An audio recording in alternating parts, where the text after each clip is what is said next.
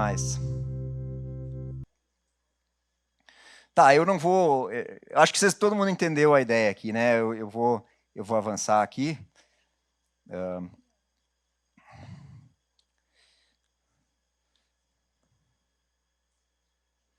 Então, talvez, se eu fosse escrever um manual de como lidar com bacias comprometidas, eu começaria, o primeiro capítulo seria esse, vamos dizer assim, né? Fazer um pente fino em quem está usando de fato e deixar outorgado só quem está usando, só quem está no prazo ainda, né?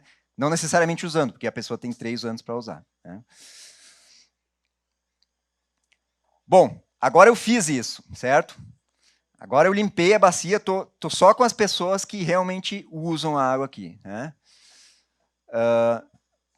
E aí, ainda assim, eu posso ter bacias que estão comprometidas, né?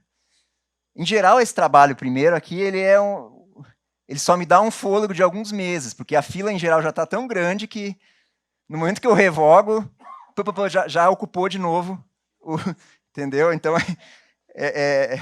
é bom, mas o fôlego só vai até ali na frente, né?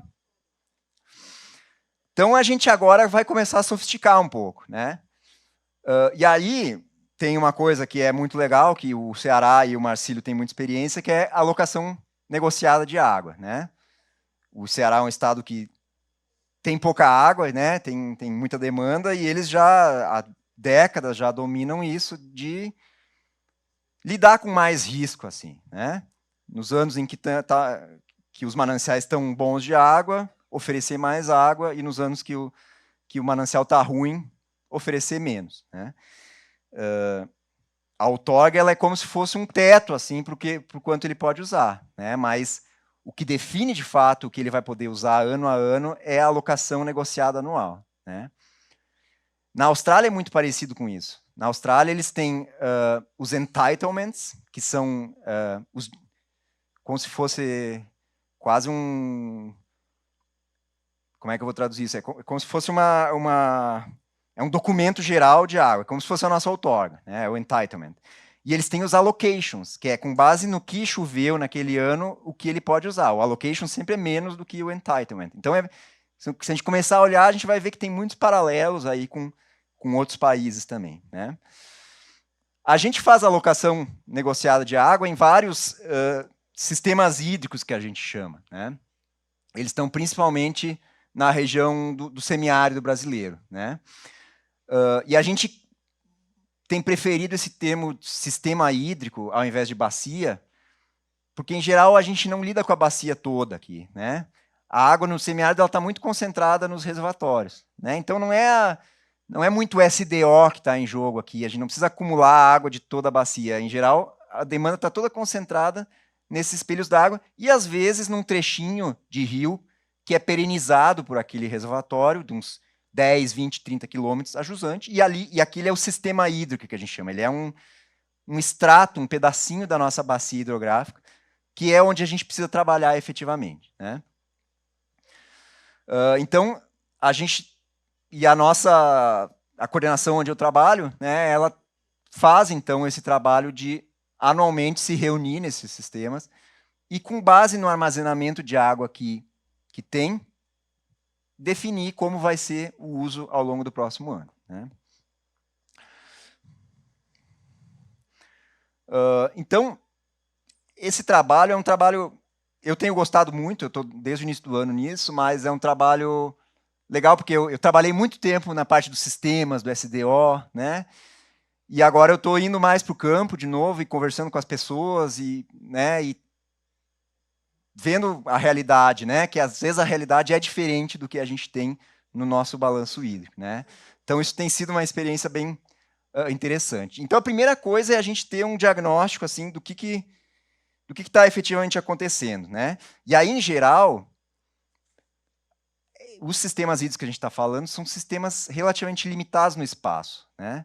E não tem muitos usuários. Em geral o problema é assim: tem um perímetro irrigado, tem 2 ou 3 cidades que se abastecem daquele reservatório e tem um conjunto de usuários no entorno do reservatório. Esses são os atores que a gente tem que lidar.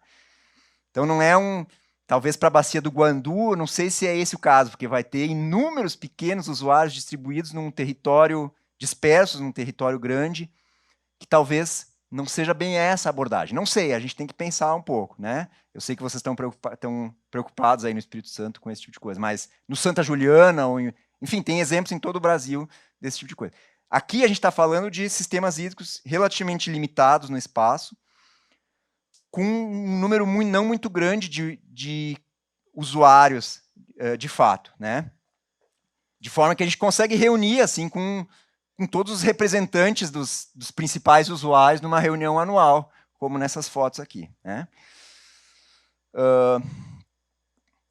E aí a gente faz o seguinte, bom, a minha Q90 nesse açude, ou a vazão regularizada com 90% desse açude, ela é de 10. Mas eu fiz um diagnóstico aqui, e eu vi que a demanda de todos os usuários é de 20. Então, com certeza, eu sei que não vai caber sempre os 20 no 10. Vai ter anos em que eu vou ter que restringir a demanda de todo mundo para caber nos 10. Né?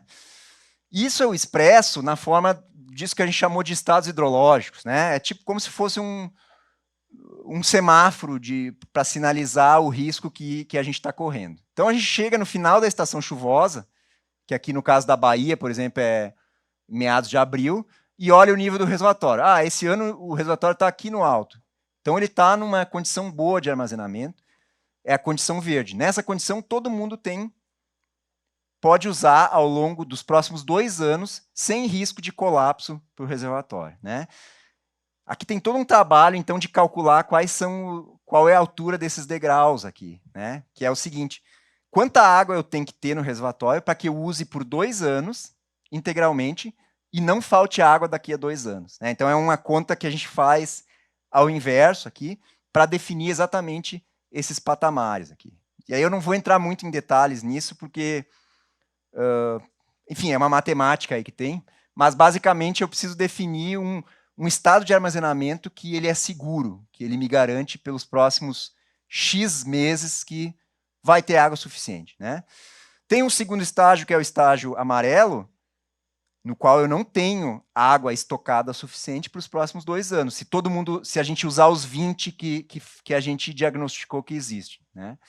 Então, com certeza, vai ter que ter uma redução em relação...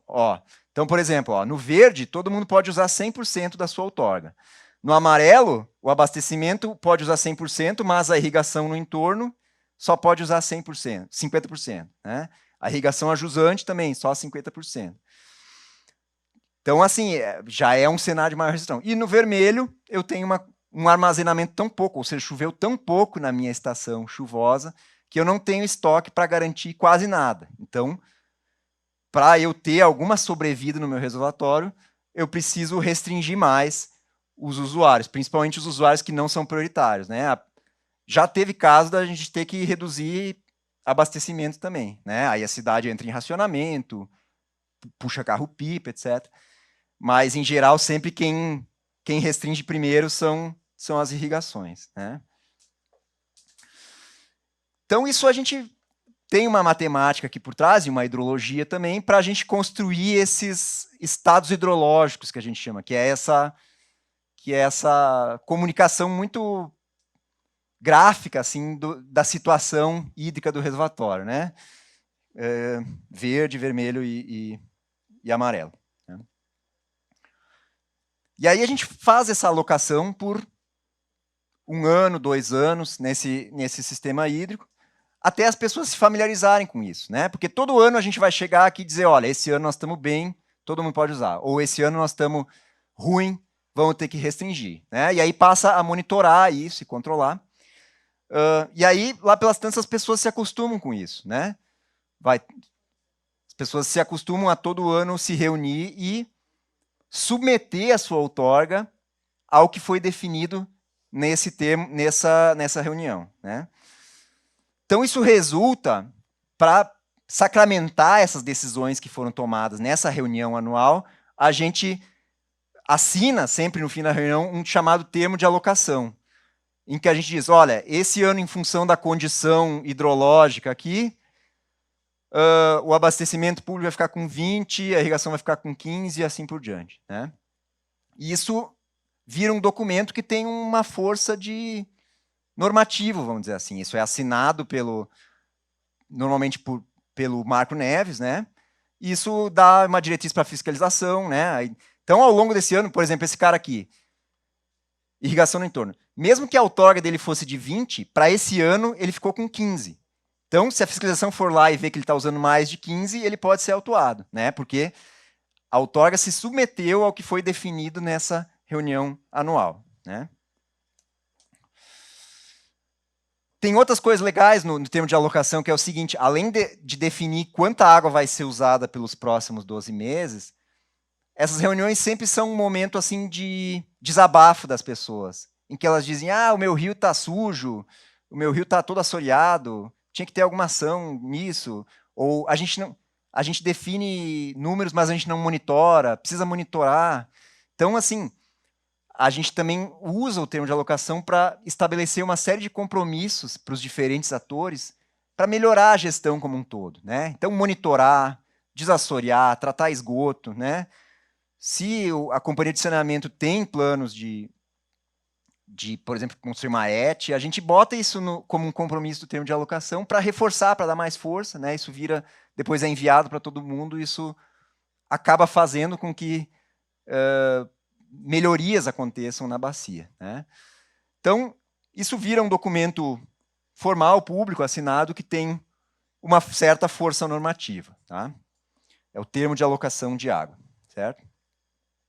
Então, isso é importante, porque isso cria relação de confiança entre os usuários e as instituições, as pessoas passam a se conhecer, os diferentes pontos de vista ali. É quase como um comitê de bacia, só que não é da bacia, entendeu? É daquele açude, é um universo um pouco mais territorialmente menor, assim, né? Sinaliza importantes ações para ser feitas, né? E dá transparência. Então, todo mês a gente depois edita um boletim, porque aqui a gente faz uma projeção. Olha, nos próximos 12 meses, se o consumo de água for assim, o reservatório vai descer dessa forma. Ele vai chegar lá em meados do ano que vem com 20% da sua capacidade. E aí, todo mês, a gente passa a acompanhar. Ah, a gente projetou que ele estava aqui, mas ele andou um pouquinho melhor. Então, vai fazendo uma linha de acompanhamento aqui para ver como que a vida real se desenvolveu ao longo desses 12 meses. Né? Depois que a gente fez alocações negociadas por 2 ou 3 anos, as pessoas já se familiarizaram com isso, a gente já tem uma certa familiaridade com a real demanda de água, e aí a gente pode consolidar mais esse tipo de coisa. E aí a gente edita o que a gente chama de marco regulatório. O que é o marco regulatório? É uma regra um pouco mais perene, né, que dá balizas para essa alocação negociada anual. Né? Então o marco regulatório vai dizer, por exemplo, nunca aloque mais do que 20 litros por segundo para o usuário tal. Né? Nunca aloque mais. Ele vai definir limites de vazões outorgáveis customizados para aquele sistema hídrico e que vão dar uma espécie de baliza para essas negociações anuais. É difícil sintetizar isso assim num slide. Né? Basicamente, a gente precisa conhecer bem aquilo que a gente está lidando, saber quanta água está sendo usada e ter uma certa capacidade de negociar e de dialogar. Eu sou um bom hidrólogo, eu gosto de ir para o campo, mas negociar assim, não é muito a minha praia. Né? Eu tenho, às vezes, um pouco de impaciência, né? Muitas vezes as pessoas nessas reuniões pedem a palavra e falam longamente, né? E eu, às vezes, eu fico um pouco nervoso, né? Mas eu estou aprendendo também, né? E, assim, é muito legal, porque legitima muito, a gente se aproxima das pessoas, né? E libera mais água quando tem mais água, né? Então, quando o açude está cheio, a gente dá mais do que a Q90 ou a Q95, né? Pelos próximos 2 anos. Então, a gente se aproveita da variabilidade natural. E isso é típico do semiárido. O semiárido tem ano que não chove nada e tem ano que chove, né? Então, se a gente desperdiçar essa oportunidade do ano que choveu e disser, é a minha Q90, a gente vai estar desperdiçando oportunidades. Então, é um pouco essa coisa de lidar com a variabilidade da hidrologia mesmo, né? A favor da economia. Né? Tudo bem? Alguma pergunta sobre isso? Sim. Eu queria entender entender um pouco melhor, assim, essa locação, ela é feita com usuários, eles todos são, eles já são outorgados, eles têm outorga? Os que participam dessa locação? Sim, sim, em geral eles têm outorga. Ou às vezes eles estão com a outorga vencida e tem que renovar, mas são usuários que existem ali, né? Em geral eles estão outorgados também, né? Às vezes é assim, ó, o marco regulatório define uma cota para irrigação no entorno do reservatório. Ele não diz que fulaninho vai ter um direito a tanto, né? Ele diz no conjunto esse pessoal tem de... Então, Aí mas isso no define... conjunto vai ter outorgados e vai ter pessoas sem outorga. Isso. Mas por isso que é importante você fazer um diagnóstico primeiro para levantar qual é a demanda real que existe, né? Para fazer um cadastro ou botar um compromisso lá na alocação de que a prefeitura faça um cadastro dos usuários para você ter uma noção da demanda. Porque aí você vai definir no seu marco regulatório uma cota, por exemplo, já sabendo qual é a demanda que existe ali, entendeu? E aí, na hora de dar a outorga, esse pessoal vai caber ali dentro, entendeu? Não sei se eu... Vai, elabora mais. Não, é porque, assim, eu tenho... A minha dúvida é, nessa alocação negociada, existe a possibilidade de usuários não outorgados também participarem e usufruírem dessa alocação? Existe. É o seguinte, porque tem um prazo, né? Esse termo da colocação é anual, né? Então, assim, a gente dá um prazo, porque realmente aparece todo tipo de usuário, né? Com, sem, outorga vencida, né? Querendo saber realmente como tirar a outorga, não vai nem pelo termo de alocação, vai para saber como vai tirar a outorga dele, certo? Então, a gente negocia da seguinte forma, a gente entra no acordo com os que tem, com o que a gente fez o estudo, né? No caso, era com as outorgas que a gente tinha, vencidas e vigentes, tá? Então, chega lá, claro que a gente constata que tem mais pessoas que não têm outorga, né? Então, a gente faz um acordo baseado no que a gente tinha, tá? E disponibiliza aquilo, tá? E marca, agenda, um período para logo, vamos supor, a gente, com 2 semanas a gente já marcou, agendou a regularização, tá? Porque aí a gente vai liberando de acordo com a consideração dessas novas outorgas que estão entrando, né? Se sobrou, aí a gente vai ter que fazer toda essa análise, esse estudo, né? Do que tinha, o que estava disponível para esses outros, com os que estão pedindo. Aí, às vezes, a gente já deixa acordado lá também que a gente tem que distribuir para todos. A água é um bem público, que é de todos. Então, se entrou mais gente que não estava no cálculo da demanda, possa ser que a gente também, umas outorgas vencidas, que as prioridades são as outorgas que estão vigentes, né?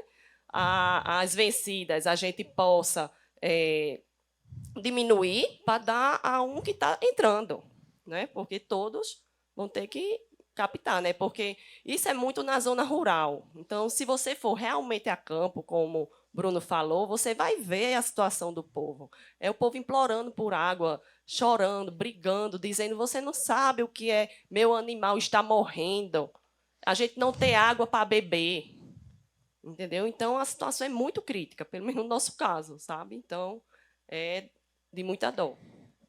Você está vendo que esse capítulo do manual de bacias comprometidas é um capítulo que é difícil, né? A gente não é fácil de passar assim numa aula, né? Mas a gente fez um negócio bem legal agora na bacia do Boqueirão, por exemplo, lá na Paraíba, que foi o seguinte: a gente fez um levantamento da área irrigada no entorno, né? Mais ou menos 700 hectares. Então a gente disse no marco regulatório que o disponível para irrigação no entorno seria de 700 hectares, né? Mas assim, ó, 700 hectares tem gente que tem meio hectare, 0,2 hectares, mora na roça, né? E aí até nem sabe a quem se dirigir para pedir uma outorga, tem medo de ser cobrado. Então a gente fez um negócio muito legal, que a gente cadastrou todas as propriedades, a gente tem uma empresa lá que foi a campo, cadastrou direitinho, viu a área irrigada, e com base nesse cadastro a gente já inseriu um pré-pedido de outorga no Regla. De tal forma que aí a gente fez um chamamento para o pessoal, para eles só irem lá e olharem, meio hectare, aperta no botão, pum, já entrou, em 2 semanas depois saiu a outorga para ele, né? E isso foi um negócio muito legal, porque aí a gente conseguiu meio que numa batelada, assim, regularizar quase todo mundo, né? Mas precisou de um diagnóstico inicial, de um levantamento, de um cadastramento, né? E aí cada bacia vai ter um jeito diferente. E, de novo, é um reservatório mais ou menos limitado, não é a bacia do São José, que é um território bem maior. Então, né, tem que ponderar isso, a viabilidade de fazer isso numa escala maior, né? Desculpa, acho que tem perguntas aí na fila. Só para complementar a fala do Bruno, essa questão do boqueirão foi comentado na abertura, né, Bruno? E é uma situação em que você parte, né, do levantamento, do diagnóstico, aí distribui, né, aquela área, aquela vazão que foi destinada para a agricultura irrigada e atendeu isso, cerca de 400, né, em cima do que a André comentou, o cadastro identificou quem tinha necessidade ou quem fazia uso de água. E terminou agora, tem uma semana, no final de julho, terminou exatamente a campanha de regularização. Então, ou seja, você senta, né, no processo de discussão da alocação para atender a demanda. E aí depois abre-se exatamente o processo de regularização. Marcelo, lá a gente está com um projeto de regularização, já passamos pela bacia do Acaraú, e lá a gente conseguiu regularizar 96% da área para alocação, e vai funcionar para montar os cenários. Antes os cenários eram montados com o diagnóstico que a gente ia vendo pelo histórico de alocação mesmo, independente da outorga ou não, tá? É só lembrar da figura que eu falei do circo, né? A gente sabe quantas pessoas cabem naquele circo e a gente tem que tentar facilitar a entrada de todo mundo. E a outorga, às vezes, é difícil, mesmo dessa automática. Por exemplo, nesse processo de regularização, está isento a cobrança do DAI naquela bacia, onde primeiro um diagnóstico por satélite, do mesmo jeito, Bruno, o diagnóstico por satélite, quem está fazendo para nós é um consórcio aqui lá de São Paulo. Eles foram contratados e estão fazendo esse trabalho por bacia. E aí dura 3 meses esse processo de regularização por bacia, mais ou menos. E aí, durante esses 3 meses, é isento da cobrança do DAI, dependente do tamanho. Então, a gente está tentando e está conseguindo regularizar e ampliar o número de usuário otorgado. Silvia, né? Silvia. Porque a gente, como não tem muito essa realidade do reservatório ali, os usuários estão focados e o nosso está na bacia, o que a gente está entendendo que, para o nosso caso, vai ser mais comum, talvez seja quando a gente indeferir os pedidos, porque não cumprem mais a regra da outorga, entendeu? Então, como regularizar um usuário que não está, né, dentro do nosso, não cabe no nosso critério de outorga mais, entendeu? Essa é a dúvida da gente aqui que estava discutindo nesse caso, né?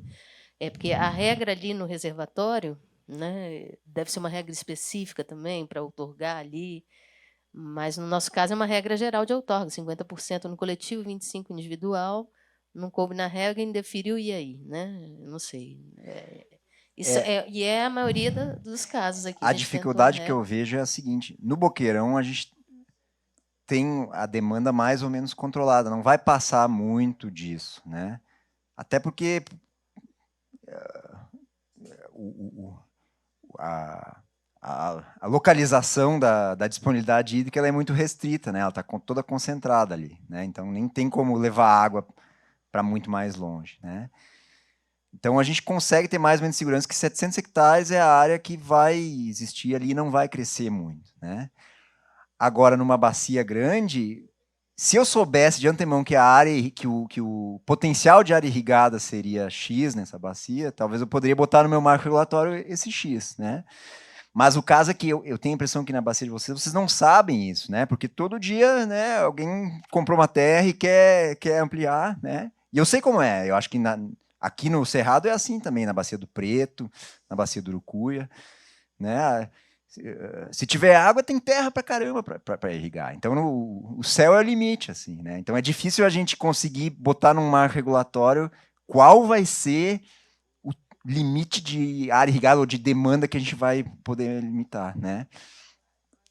Isso é importante pelo seguinte, porque vamos dizer que a gente diga que o potencial de demanda é 100, né? E aí a gente vai criar todos aqueles estados hidrológicos em cima de 100 e de percentuais sobre 100. Mas aí a gente errou na nossa previsão e, na verdade, a gente viu que daqui a 2 anos já passou de 100, já é 120. Aí a gente vai ter que recalcular todos aqueles estados hidrológicos para 120. Depois é 140, entendeu? Aí perde um pouco essa ideia de ter uma regra perene por meio daquele semáforo, né? Então essa é um pouco a dificuldade que eu vejo nesse caso de bacias onde tem água em toda a bacia, né? Tem terra e água em toda a bacia, né? E nem sempre ela está disponível. Sim, diga. E nesse caso, por isso que foi a primeira pergunta de que se a alocação se faz com outorgados, porque no nosso caso a gente não vê a possibilidade de outorgar outros usuários, a gente tem limitação da disponibilidade. Então a alocação ela tem que necessariamente tratar, talvez, aumentar o risco e aumentar a vazão no caso de referência, ela tem que partir de algum pressuposto assim, entendeu? E para você conseguir que mais usuários usufruam e participem da alocação. Isso, você está dando spoiler da próxima apresentação aqui.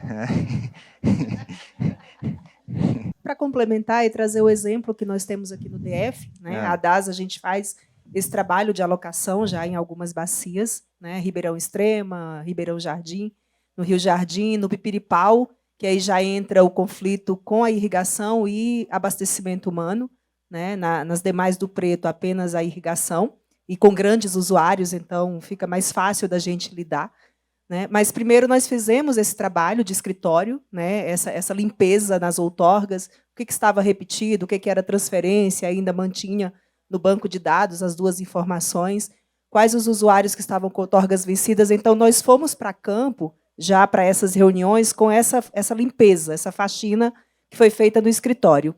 E lá realmente surgiram vários usuários que faziam uso da água, mas não estavam outorgados. Mas eles existiam, eles já estavam contabilizados, digamos assim, no nosso monitoramento, né, no nosso balanço, o real, o que passa nas nossas estações de monitoramento.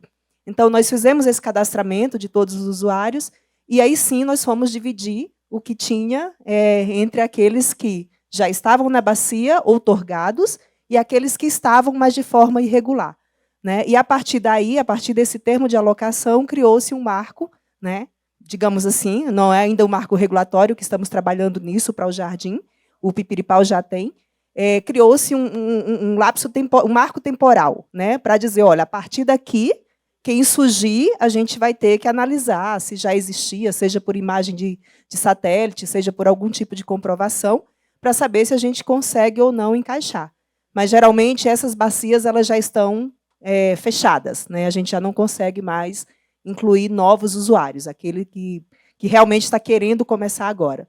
Mas, de vez em quando, surge aquele irregular que já está na bacia, que já faz uso há muitos anos, mas que não estava outorgado. Então, é só para ajudar na dúvida da colega, que sim, vão surgir usuários que não estão outorgados e a gente vai ter que pensar como que vai encaixá-lo na alocação. Obrigado. Pensando numa uma bacia hipotética, que já esteja estourada, por qualquer motivo, né? Uma bacia fechada, mas precisa ser regularizada. Né? Você consegue ver uma regularização em 2 etapas? Por exemplo, numa primeira etapa, é uma regularização dos que já estão na bacia, com ajustes dos requerimentos, enfim, fazer caber. Alguns serão certamente indeferidos, não tem como, né? Mas o ajuste possível, né, de um retrato daquele momento, e em um segundo momento partir, caso, né, venha assim, a ter mais pedidos na bacia, já é uma bacia fechada. Mas, num segundo estágio, pensar em alguma outra metodologia? Sim, pode ser. A questão toda tem um outro complicador, que é o seguinte: a gente precisa de um termômetro para ver se a gente está no verde, no amarelo ou no vermelho, né? Num açude, a gente tem um termômetro muito claro, que é o nível d'água do açude, depois da estação chuvosa. E ele me diz perfeitamente qual é a disponibilidade hídrica que eu tenho naquele sistema hídrico como um todo, né? É aquele volume e acabou. Numa bacia como o Guandu, eu também vou precisar de um termômetro para classificar o meu rio naquele ano, ou a minha bacia naquele ano, no vermelho, no verde ou no amarelo. E aí é mais complicado, porque eu tenho uma rede de rios e de subbacias que nem sempre são homogêneas e nem sempre são monitoradas.